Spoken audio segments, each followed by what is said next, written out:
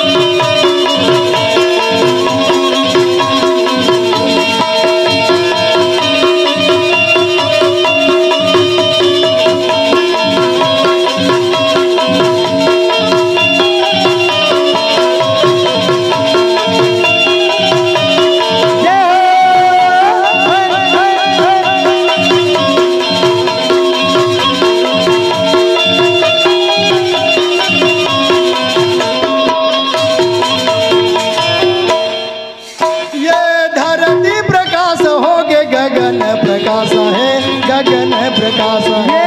धरती प्रकाश हो गए गगन प्रकाश है, गगन प्रकाश है। धरती प्रकाश हो गए गगन प्रकाश है, गगन प्रकाश है।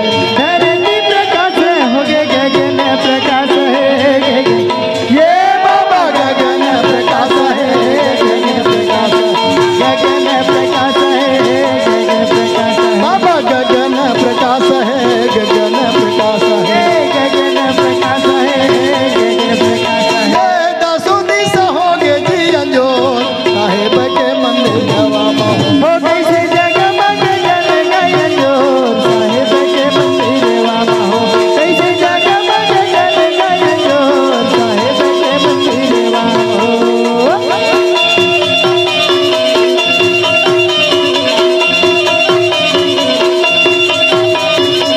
तो छुआ छुट बदली ना भी ताना रे पापी बुरे जवान।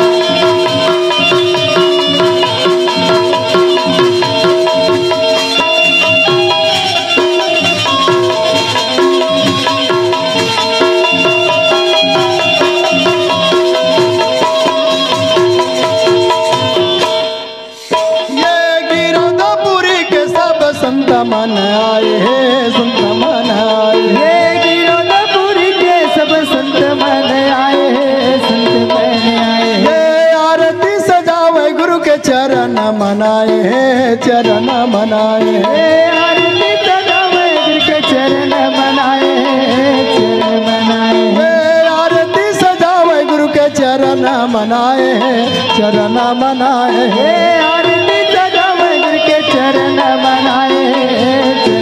ये बाबा चरण मनाए हैं, चरण मनाए हैं। ये चरण मनाए हैं, चरण मनाए हैं। चरण मनाए हैं, चरण मनाए हे बाबा चरण मनाए हैं, चरण मनाए हैं। हैं। सत्य नाम सोर साहेब के मंदिर हो कैसे जगमग जल गए अंजोर साहेब के मंदिर हो।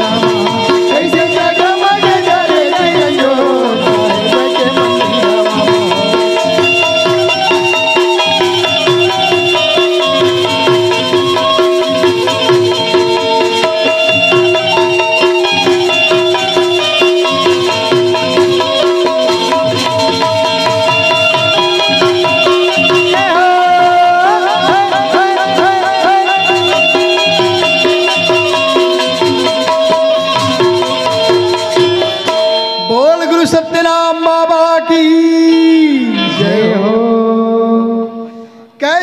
जगमग जले जी अंजोर साहिब के मंदिर वामहो। बाबा महंगूदास के मंदिर में जगमग प्रकाश हो गए मेरे भक्त भाई। हाँ जी हाँ जी हाँ। सुन संगवारी महिमा है भारी, सुन संगवारी महिमा है भारी, गिरद वाला है। बाबा की महिमा सब सुने बनाए हो कि नहीं? आए हो ना? तो सभी संताली बजाएंगे प्रेम से और अंतरात्मा में इस गीत को दोहराएंगे। सुन संगवारी महिमा है भारी, गिरद वाला है। देखो जी सुनो जी भाई महंग के लालाए।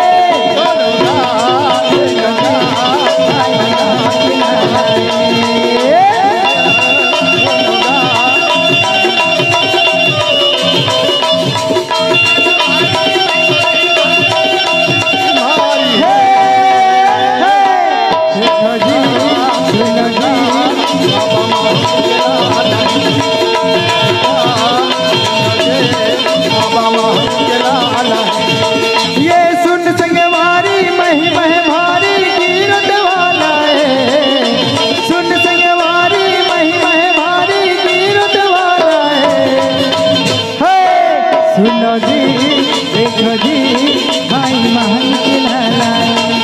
देखो जी सुनो जी भाई महंग के लालाए।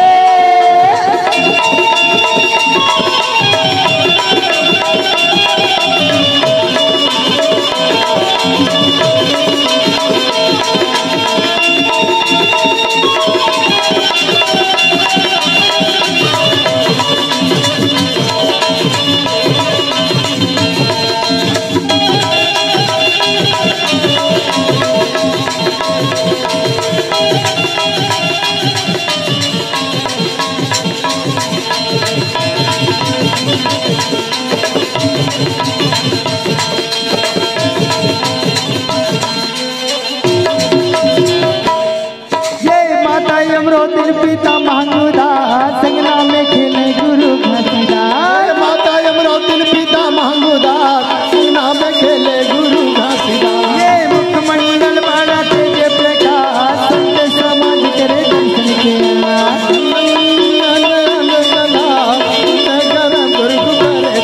ये माता यमरावती पिता महंगूदास संगना में खेले गुरु घासीदास। माता यमरावती पिता महंगूदास ये मुखमंडल बड़ा तेज प्रकाश, संत समाज करे दर्शन के मुखमंडल में अमर प्रकाश नाम खेले गुरु घासीदास। ये गुरु के महिमा यगम अपारा, गुरु के महिमा यगम अपारा, गिरद वाला है। सुनो जी देखो जी भाई महंग के लाला है।